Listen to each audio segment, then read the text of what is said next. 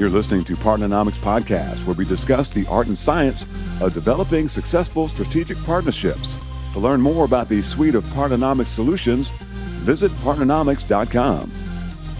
Well, welcome back to a new episode of the Partnernomics Podcast. I am joined by Partnernomics CEO Mark Brigman today. Mark, what's going on? What's going on, Tyler? You making that sound all formal, buddy?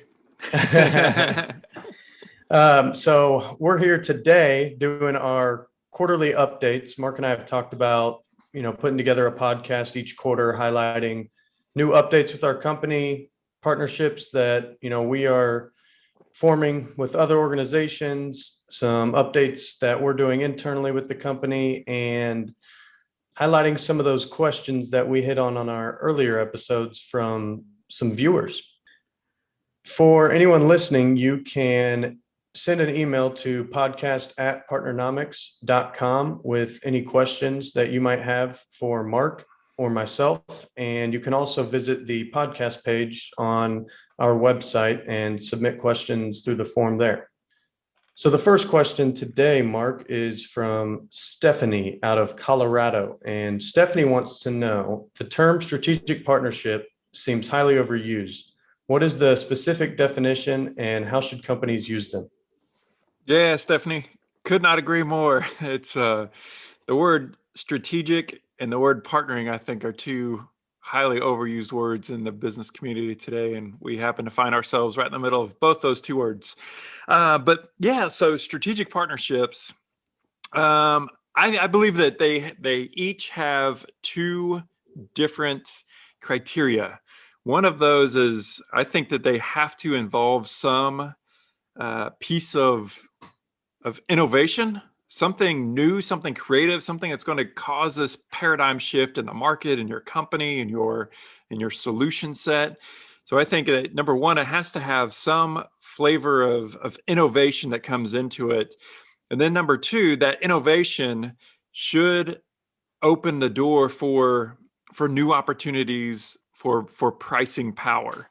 An economist is going to say some competitive advantage, but in a nutshell, so many of our products and services, let's generically call those solutions, over time, if they're successful, people want them, there's demand for them, we're going to have other competitors in the marketplace that are going to try to copy that solution, right? That's just kind of how economies work. And the only way that we can regain some pricing power, some margin, is by making a bigger easy button, as we like to call it. You have to provide a solution that has additional features and functions and shiny buttons on it that provide more value for your customers than what they can find elsewhere. And there's only one way to do that. It's through innovation. It's through that innovative process to get something new. And if successful, when successful, that innovation or that partnership, that strategic partnership, that alignment of other complementary organizations to bring that solution to market should come with greater margins. And so that's kind of what you get out of it. Yeah, that kind of reminds me of, in our first course, when we talk about the quadrants of solutions and keeping in that pricing power, the strategic element of it. Yeah, that's exactly right. So, any product or service that we put out into the marketplace, I like to say there's this magnetic pull that's constantly trying to pull that down into the commodities quadrant. And if you find yourself playing in the commodities quadrant, there's only one thing that really matters, and that's price. It's always a conversation around price. And so how do you change the game? Well, you change it by differentiation, by offering something to your clients that they can't get anywhere else. And when you're able to do that, it pulls you up into hopefully the strategic quadrant. And then that's where profits come from. That's where margin comes from. Good stuff. Next one, Mark, this is nice to see. We're going, we work with some clients globally, and it's cool to see some questions coming in from people not based in the US. The next question is from Ashwin, and he is from Bangalore, India. And Ashwin asks, in a previous podcast, you said you cannot get alignment, you can only discover alignment. Can you expand on this topic? Yeah, I'm glad that he picked up on that. So, we say, we kind of teach and preach that over 50% of long-term partnership success happens before you ever sign the deal. So many times, even the academics, whenever they look at partnership success and trying to dissect what goes wrong in partnerships, their starting line is the date that the deal got signed. And then they look forward and they look at how the deal was managed or how the relationship unfolded. But we believe that over 50% of success happens before you ever sign the deal. So what does that mean? It means that companies need to do a better job of aligning with companies that have complementary cultures, as well as complementary strategies of just the product roadmap of where they're trying to take their business and the types of partners that they're wanting to attract, the types of customers they're wanting to attract. And so, so many times, our executives and even some of us partnering professionals, we just look at the landscape and we say, well, in our company, we need access to somebody really strong in the healthcare technology space. And so we go seeking people that have that missing link. We go looking for the resource. Totally bypass the culture aspect, totally bypass the strategic direction that company is heading in, and we just get fixated on that missing resource. And so alignment is so critical, but what we say is you have those conversations with potential partners and you try to uncover or discover what their strategic roadmap is. And then the question that you have is, are you in alignment with them? Are you speaking a similar language? Or are you riding a similar bus that's going to a similar destination, or are they going in opposite directions? And if they are going in a similar direction, you automatically have a significantly higher opportunity or probability of having a successful partnership.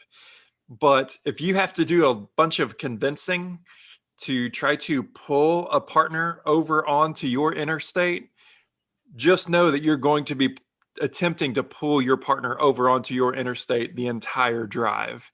Mm-hmm. And that almost never works. So, that's why we say that you really just look at alignment, you evaluate it, and you discover that you do have alignment, but you don't really ever get it, or you can't influence somebody over onto your highway. And frankly, if they can be convinced that easily to move off of their interstate, it should be a big red flag.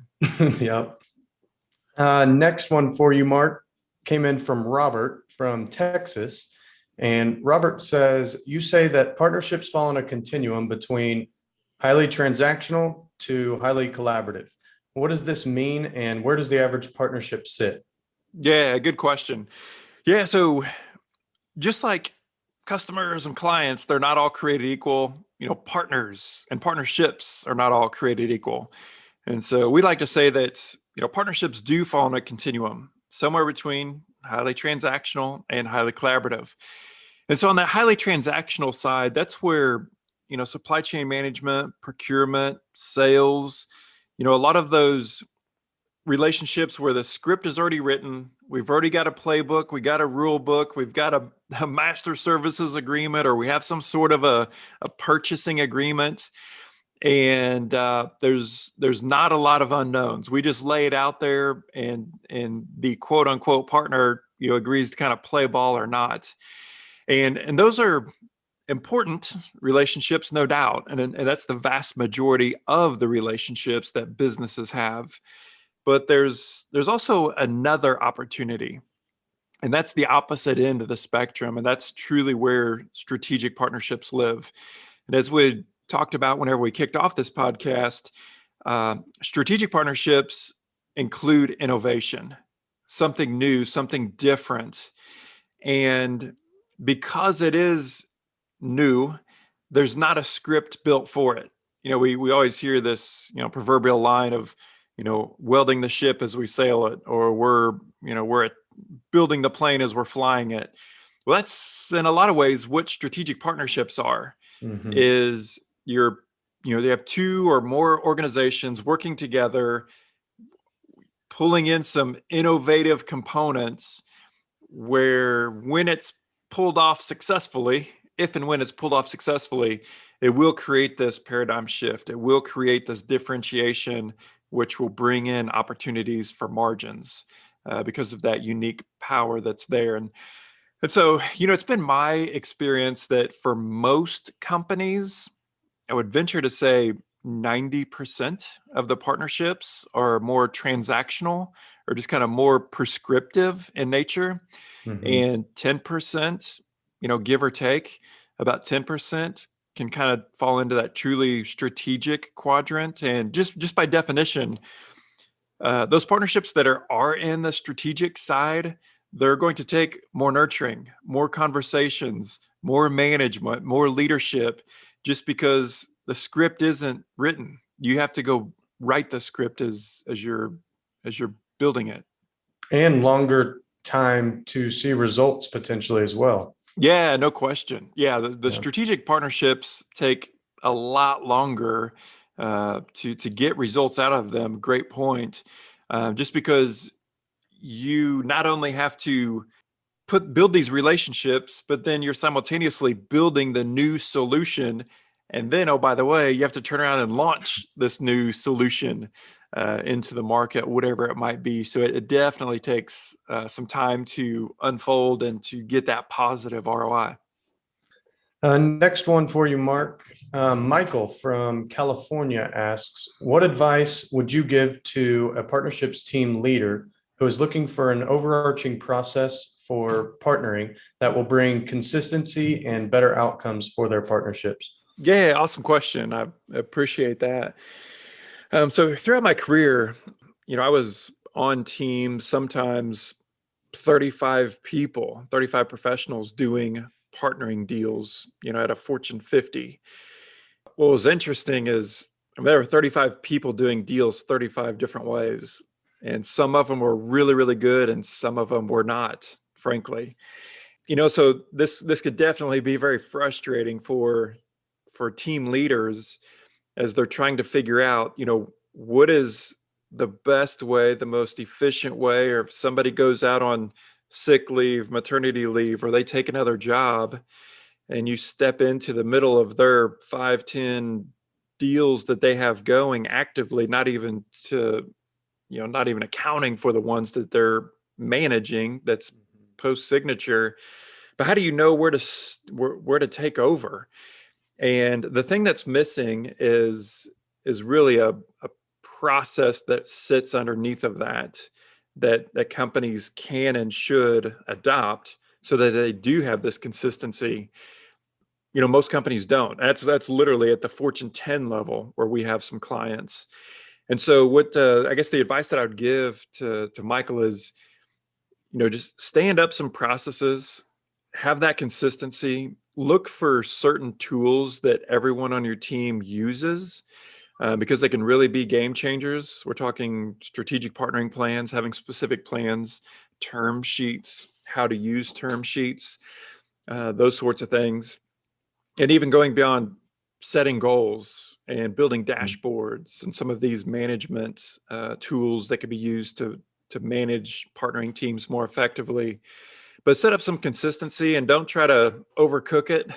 We're big believers in the Pareto principle, the 80-20 rule. Just focus on those 20% of tools and processes that will lead to 80% of the value, and focus on that first. Get that down and then just continue to build. So that wraps up our viewer questions. So now I'd like to move on, Mark, a little bit to about us and what we've got, in the pipeline coming up, starting with you being a guest on Clubhouse. I'd like for you to talk a little bit about what you're talking about on there. And I know you're on there with Michael Vormatog, and talk to us a little bit about that. Yeah, so Michael actually recently finished up one of our cohorts. Yep. And so he went through all of our core courses, but Michael's with Mercedes-Benz, really cool guy, doing some really neat partnering stuff for Mercedes-Benz over in Germany, talking about working with some international folks. But Michael was nice enough to invite us to come on there and chat with him specifically about partnering with sumos. So he gets a lot Love of that different topic. folks that, me too. So he gets a lot of folks that come into the clubhouse to talk to him in their group just about how to leverage the power of partnership. But this specific topic is how can smaller companies, partner with the big dogs to help them accelerate their business, and what are some things that they can do. So we've worked with a bunch of startups, but we've worked with a ton of Fortune 100s and Fortune 50s too, and it's interesting to hear them talk about how they partner, and it's very different from each other. Yeah. So looking forward to that opportunity. Actually, it's later on today at 1:30 Central, but we'll have an opportunity to chat with some of their folks about leveraging the power of partnership. Yeah, I'm excited for that one. And next, we talked a little bit about, Robin Dreek's course that we're partnering with him on the interpersonal communications one. If you want to elaborate a little more on that, but also our strategic negotiating course with Mike Milich as well. Yeah, looking forward to both of those. Yeah, as you mentioned, we talked about the interpersonal communications course with Robin earlier, and like I said, Robin's written 3 books, and they're absolutely phenomenal. If there's one skill that people need to kind of get down to do partnering well, it's interpersonal communications. It's all about working with others. Yeah. And so there's some great insights that he shares in his books, and then we're making those 3 books kind of come to life through our platform, through the courses. But then the second thing that you mentioned is a course with Mike Milich, and really looking forward to that.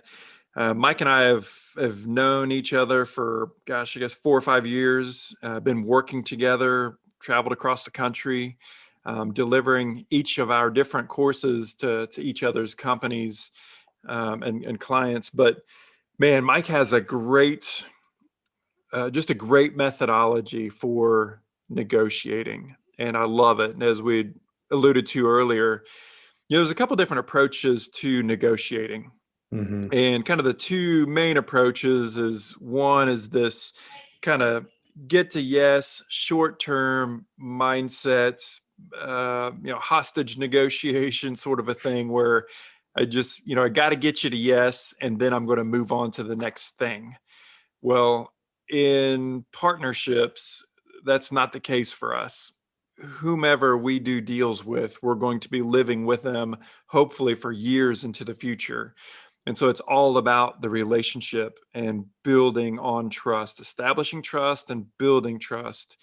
And that's actually a very different approach. And so the thing that I love about Mike's, his framework is it is all about the relationship. It's not taught enough. Yeah, And so it's a powerful course, and it's going to be exciting to bring that to folks.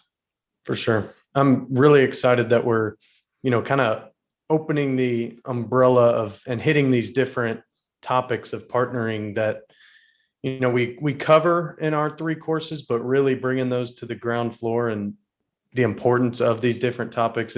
I'm excited to really drill into those. Yeah, I mean, Mike's standard course is 3 days. Mm-hmm. And so it's one thing to go through a course to learn the success practices, but then it's a whole nother level of learning whenever you get to practice and do the Yeah. how-to piece. And that's one of the things that we're really going to bring to life in Mike's course here in negotiating is we're going to have people watch and basically kind of participate in their own way in these negotiation simulations, and so they can decide which route would they go, and kind of justify why, and then we'll be able to share what the optimal route was and describe why. And so it's going to be a really powerful experience. So I'm definitely looking forward to that. Yeah. And last update that I am extremely excited about, you are currently working on a new book with Jay McBain. I'd love for you to dive into, some of the main topics and what you two are going to be covering in the book. Yeah, it's going to be fun. Yeah, I've enjoyed, spending some more time with Jay and working on the different topics that we're going to hit for the book. But yeah, I think it's really going to be centered on ecosystems and what this ecosystem thing means. It's like as each year passes, there's more and more technologies that are coming into our daily lives, coming into our businesses, which means there's more opportunities to partner. The traditional, business course, business methodology, those of us that went to business school, they hear, understand what your core competency is and stick with your core competency. If you get out on the fringes, you get outside of your core competency, gets really dangerous, and then that's where you start swimming in waters that you don't understand. That's where you run the risk of running your business into the ground because you're out there, you don't know what you're doing. But then you kind of contrast that with some Clayton Christensen's of the world, these great thought leaders that talk about jobs to be done. Look at your clients. What do your clients want? And then that's what your solutions need to be. You have to bridge the gap between what your solution is today and what customers are asking for, making that easy button bigger. Well, that's where partnerships come into play, because you understand your core competencies. And then if you understand how to partner, if partnering is a core competency for your organization, then anything can be a core competency for your organization. You just have to find that company that's out there that has that missing link that you need. And if you know how to partner, hopefully they know how to partner, or you know it well enough to coach them to make it this symbiotic, mutually beneficial relationship. But those are the companies that are going to win over the next decade, are the ones that, intrinsically they already have great solutions, but customers are always looking for more. They're always looking for a bigger easy button. They're always looking for more integrated ways to do things. And so the world is becoming too complex for us to just do it organically, or for us to just get out the checkbook and acquire other companies. We have to be able to do it through partnering as well. That has to be a tool. And so companies that can do it well are companies that are going to win over the next decade. And so you have these, traditional, I would say, generally speaking, I'd say about 75% of partnerships that are out there in this big world today are channel-based partnerships. But channel partnerships, generally speaking, are pretty transactional in nature. Yeah. I mean, it's designed to be very prescriptive and pretty repetitive, and there is a playbook for them. But what the future is going to require is some infusion of innovation, some infusion of making the easy button bigger.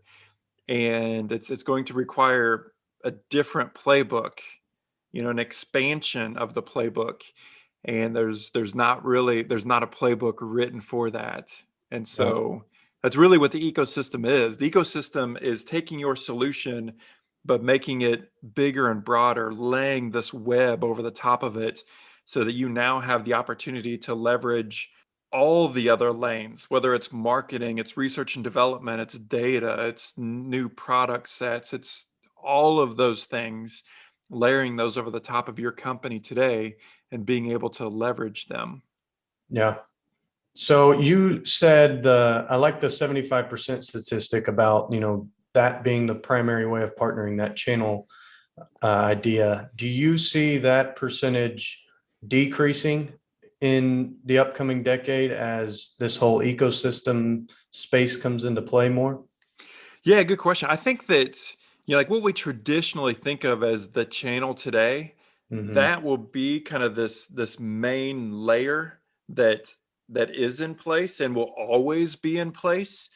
But the real question is, how can that main interstate be complemented by other things? And really, to me, that's what the ecosystem is. How do we get new research and development partnerships to tie into that?